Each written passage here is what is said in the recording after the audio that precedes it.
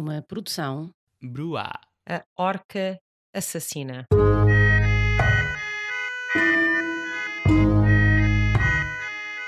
Um filme de terror. Pelas 3 da madrugada, vários moradores de Casalito, uma pequenina aldeia ali na zona da Marinha Grande, acordaram completamente sobressaltados. Alguém desesperadamente lhes tocava às campainhas, esmurrava as suas portas, gritava.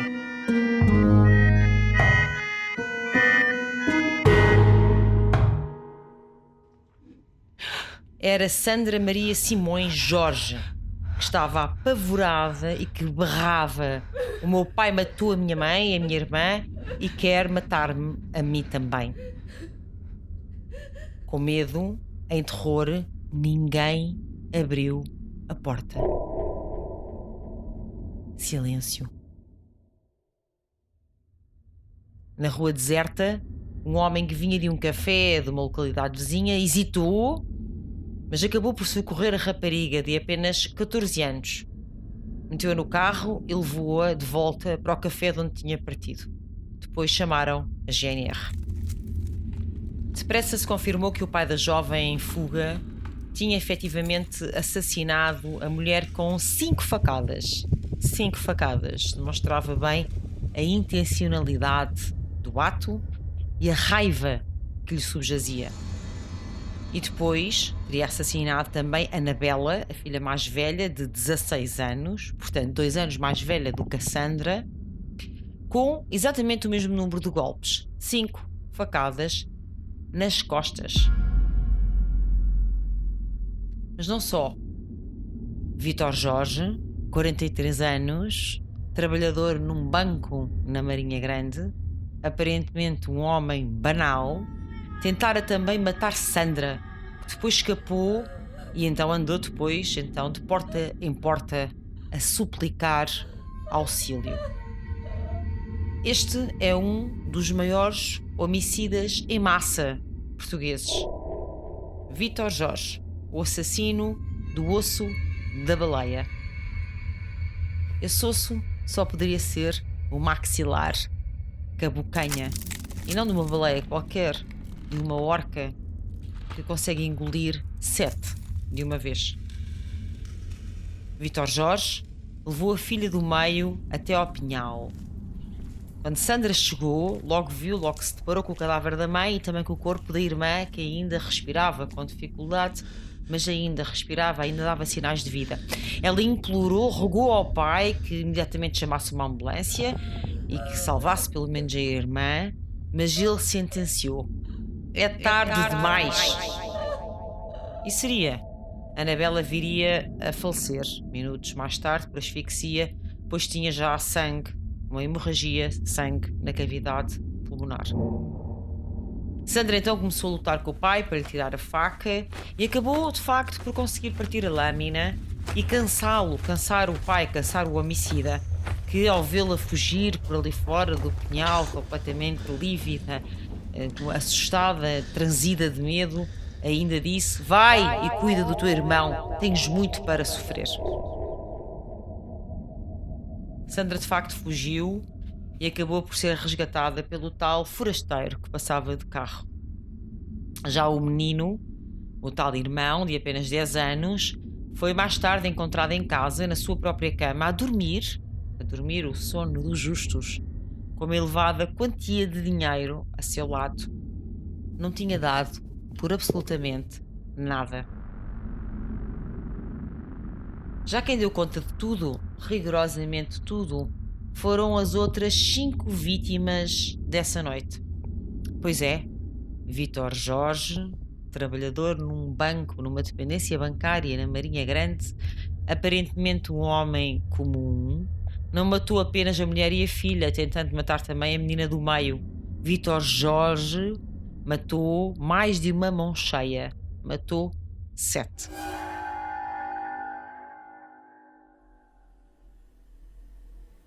A Praia do Osso da Baleia ainda hoje é quilómetros e quilómetros de solidão. O único areal do concelho de Pombal era à época, totalmente deserto e selvagem. Um sítio para onde ninguém ia, nem sequer tinha acessos. E nessa noite, o paraíso natural parecia um campo de batalha atapetado de cadáveres. Luís Miguel Simões Teixeira, 17 anos. Maria do Céu Oliveira Araújo, 20. E Leonor de Santos Tomás, 24 anos. Forravam o areal.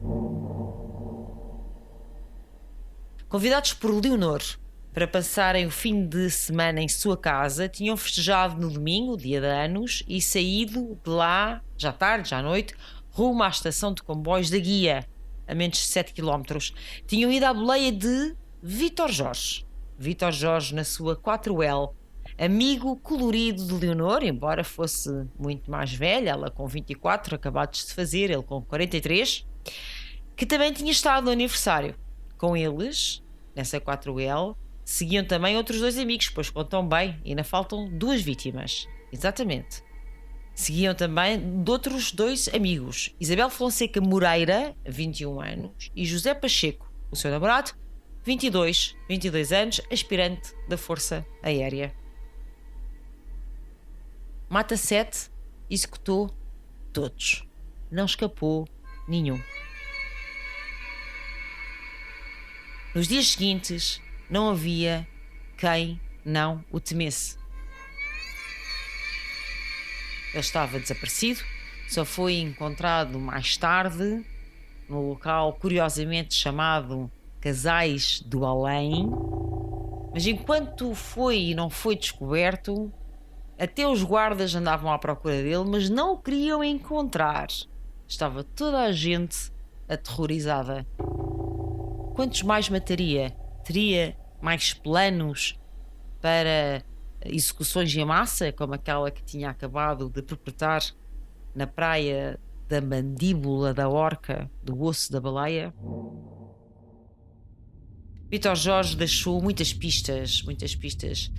Vítor Jorge queria ser encontrado. Primeiro, dentro do carro, que foi achado nessa mesma noite, havia armas, papéis, imensas carradas de objetos. Havia inclusivamente um bilhete que dizia: mato a minha mulher porque não era virgem quando casou, mato as minhas filhas para não serem pasto para os prazeres do mundo, poupo o meu filho para perpetuar a semente do mal. Pois é, a misoginia e a obsessão contra as mulheres eram por demais evidentes, por demais salientes. Já quanto ao rapaz, foi poupado para poder perpetuar a semente do mal.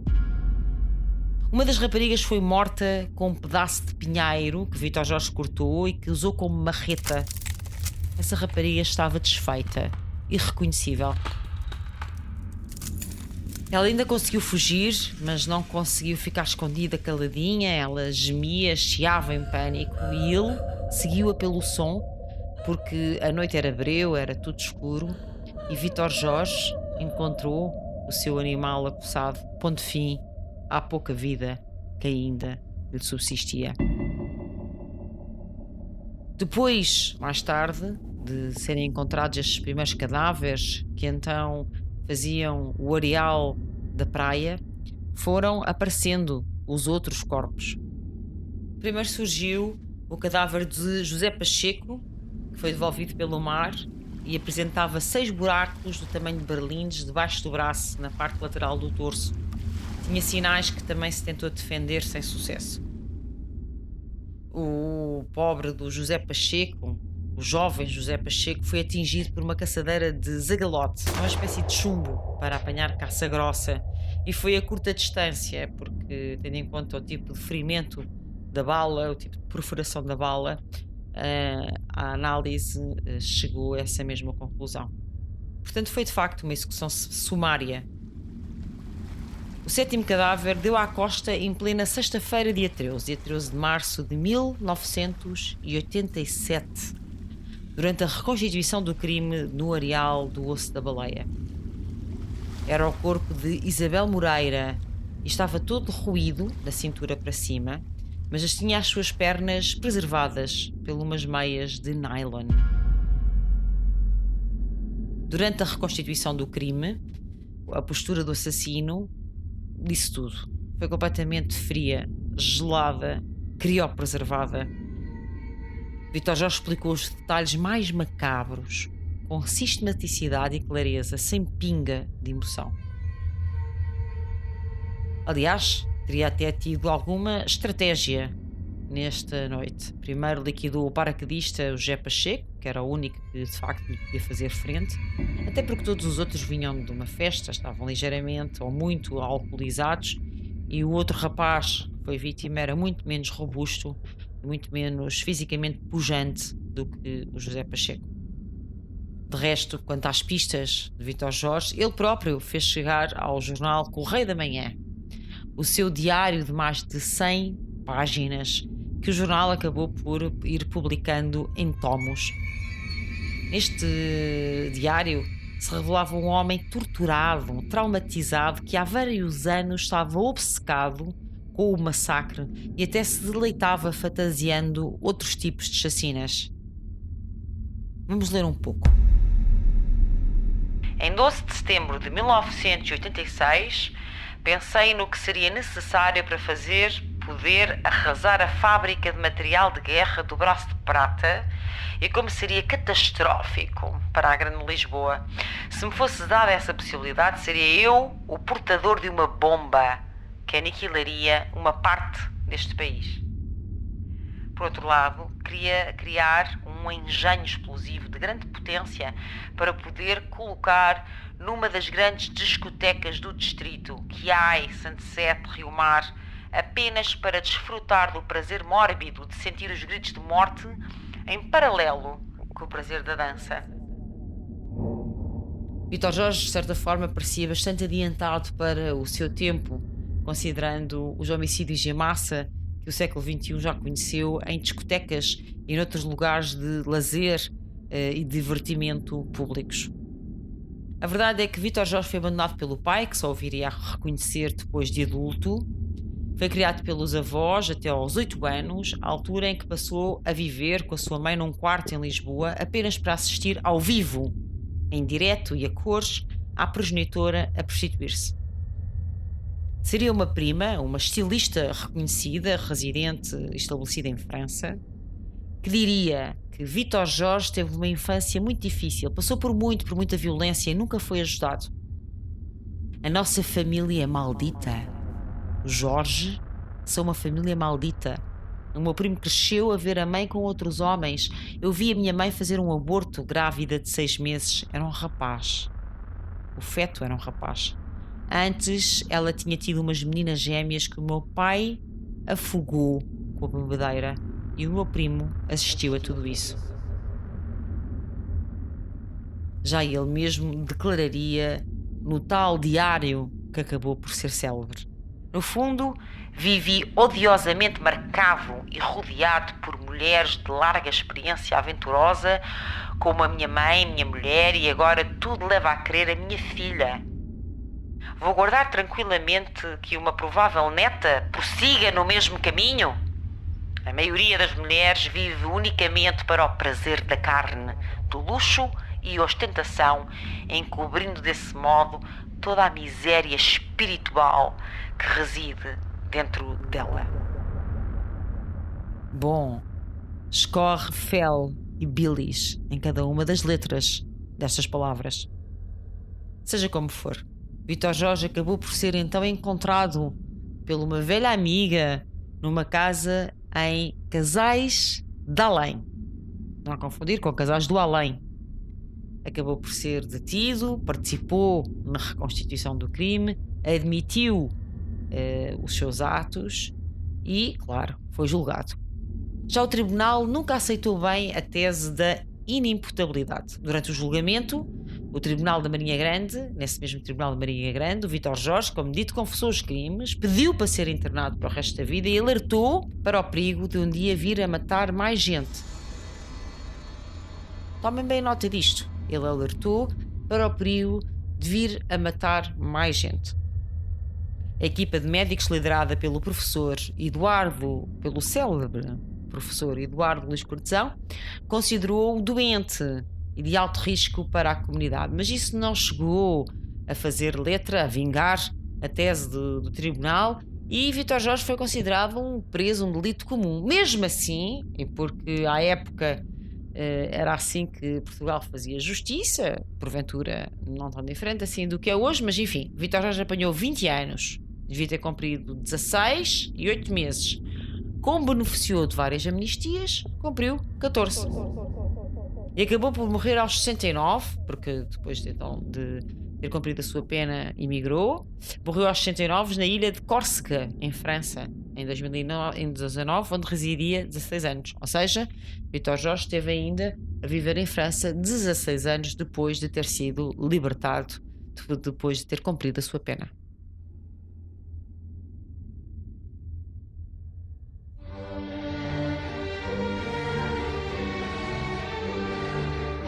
Boa noite a todos, o meu nome é Luís Francisco Souza e sou moderador do JJ. Se estão a gostar deste programa, posso-vos aconselhar a ir ouvir um episódio do nosso programa JJ, um programa de discussão política com membros de juventudes partidárias, onde todas as semanas discutimos 3 tópicos que estão a passar nas notícias e no mundo. Se isto vos parece interessante, vou-vos sugerir que deem uma vista de olhos no nosso programa. Obrigado e boa noite.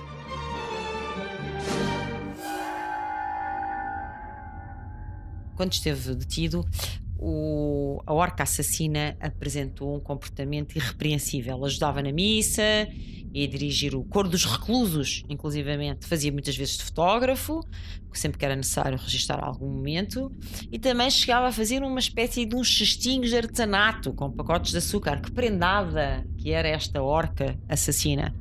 A verdade é que foi muito medicado durante a sua estadia na prisão e passou a ter um comportamento bastante menos feroz, bastante menos raivoso. O filho que o assassino poupou à chacina, o tal menino que foi encontrado com dinheiro a seu lado, a semente do mal, mudou-se para a Inglaterra, casou e foi pai de pelo menos 2 meninas.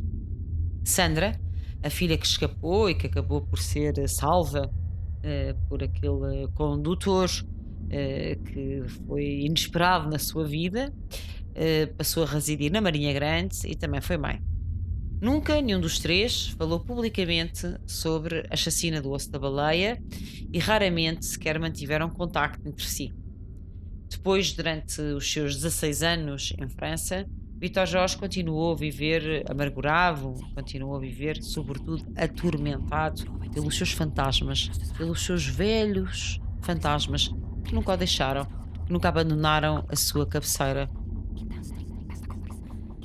Vítor Jorge podia temer o abandono, como veremos, mas de facto quem nunca o deixou na mão foram esses seus velhos espíritos de assombração que nunca deixaram de estar debaixo do seu travesseiro. Então, em França, Vítor Jorge terá tentado muitas vezes suicidar-se. De facto, ele tinha avisado que possivelmente continuaria a tentar matar.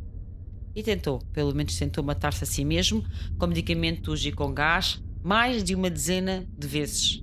Numa dessas vezes, usou esse expediente habitual, tomou uma grande dose de comprimidos para dormir e acabou por avisar a prima, como se nela, a tal prima estilista, como se nela pudesse encontrar alguma salvação, porventura porque ela validava o seu sofrimento, validava a sua dor mental, conhecia, partilhava alguma da sua história, esses avós, esse tronco comum geracional. Vítor Jorge acabou por ser encontrado desmaiado à entrada de um hotel em Nice, mas ainda com vida numa dessas tentativas de suicídio. A orca assassina apresentava sem dúvida uma personalidade borderline, uma perturbação da personalidade borderline particularmente maligna. Ora bem, os traços de personalidade borderline notam a presença de um padrão global de instabilidade na forma habitual de funcionar que compromete tudo à sua volta, todos os tipos de relações com as pessoas, a sua conduta, o seu comportamento. E outro traço altamente distintivo e muito saliente dos pacientes borderline são o reduzido controlo de impulsos. Muitas vezes, com o passar dos anos, a personalidade borderline vai acumulando frustração, vai de facto criando cada vez mais camadas de desconforto ou sofrimento pelo rumo que a sua vida está a tomar, e pode sentir-se mesmo entregue completamente à desorganização absoluta, ao caos, não encontrar qualquer sentido da vida, e aí o que fica à tona de facto é um profundo desamparo, não é? Uma sensação de apneia e de desorientação esmagadoras. Frequentemente o borderline tenta mascarar a sua enorme fragilidade, interpretando o mundo como um local mau, perigoso, onde as pessoas não são de confiança. De qualquer maneira, as relações que estabelece são de grande intensidade e de grande dependência, mas também, simultaneamente, concomitantemente, de um forte receio, um terrível pânico dessa mesma dependência, um terrível pânico de ser abandonado. Assim, quando o paciente borderline, sente que há qualquer afastamento, por mais pequeno que seja, esse amor rapidamente, subitamente, de um momento para o outro, se pode transformar numa zanga profunda, num ressentimento absolutamente venenoso e às vezes numa sede de vingança. O paciente borderline está sempre muito sensível, muito atento, como se tivesse umas antenas, um radar especial a qualquer comportamento que possa ser percebido como rejeitante. Um atraso, uma desmarcação do encontro, um telefonema que se esqueceu, uma mensagem que não se respondeu. Rapidamente o paciente borderline muda de opinião acerca daqueles que ama, que passam rapidamente de Deus a diabo, de estarem num pedestal para passarem a estar na cova de bestial a besta.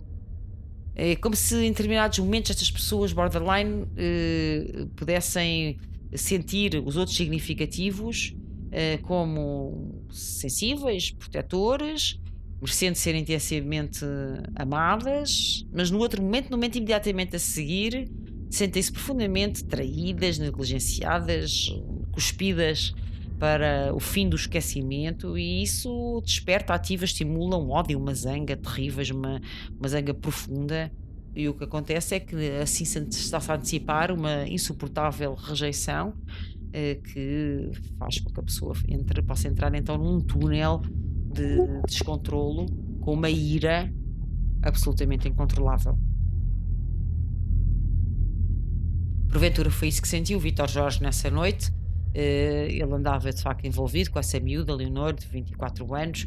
Há quanto tempo é que ele já não congeminava, ruminava dentro de si, oscilando, não é? Entre esse amor, essa idealização de Leonor e ao mesmo tempo uma profunda raiva e se calhar interpretando alguns comportamentos banais dela e da sua juventude como rejeições, esquecimentos e desamparo.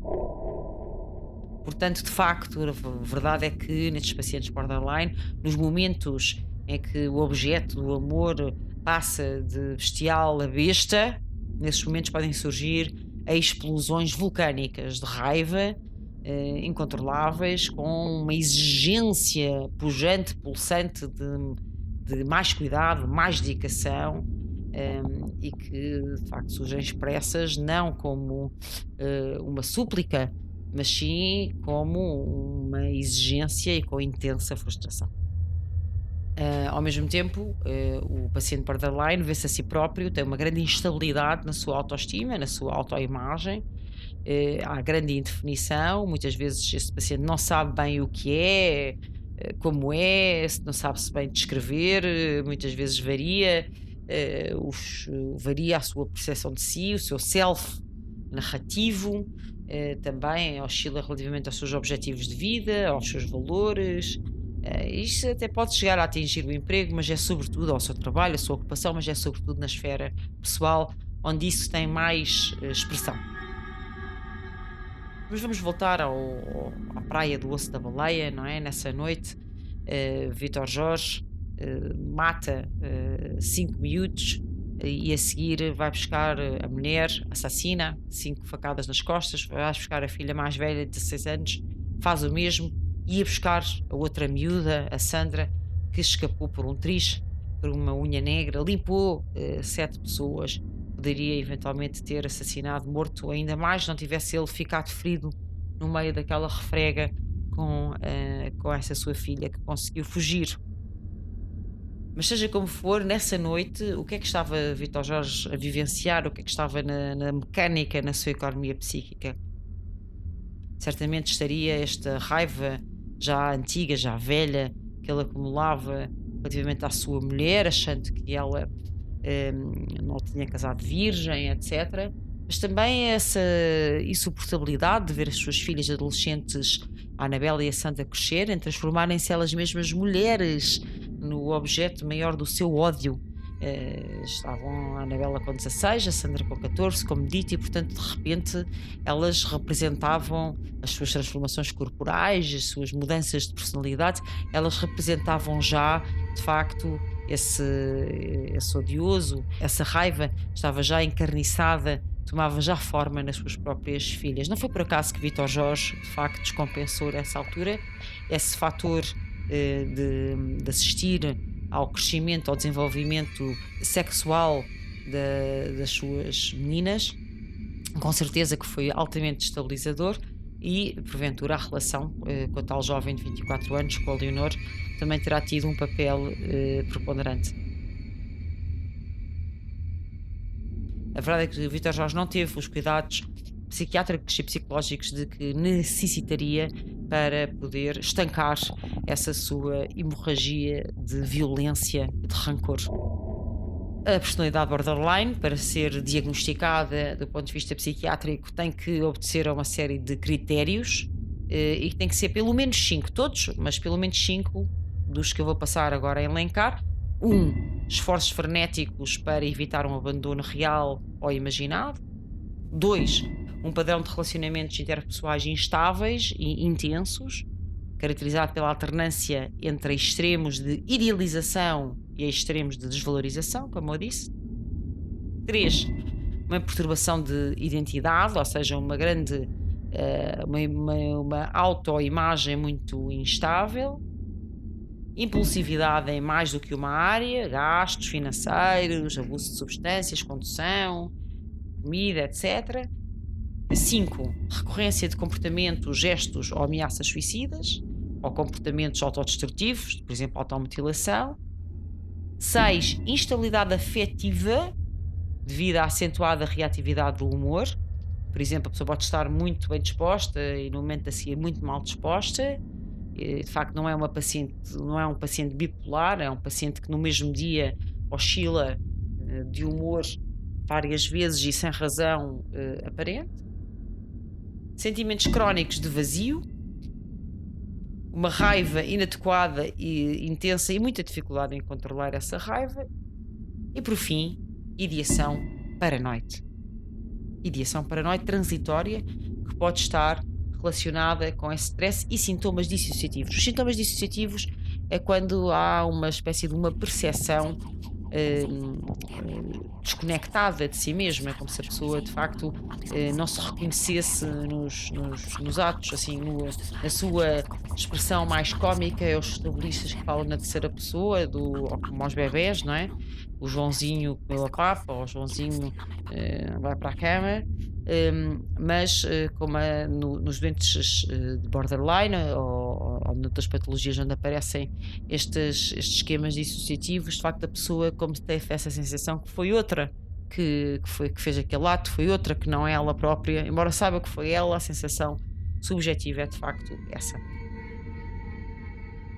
Essa ideação paranoide é muito importante porque de facto o Vítor Jorge tinha uma personalidade particularmente maligna, borderline maligna, com uma descompensação esquizofrénica, esquizoide, do tipo psicótico. Acontece com alguma frequência, não é obrigatório, nem todas as personalidades borderline têm de facto descompensações psicóticas, mas não há dúvida que havia essa obsessão, esse delírio, quase delírio, face às mulheres, que presidiu à matança e ao massacre daquela noite de março de 1987. Foi o próprio Vítor Jorge que confessou às autoridades que naquela noite só tinha um único pensamento: matar, matar e matar 7 vezes matar.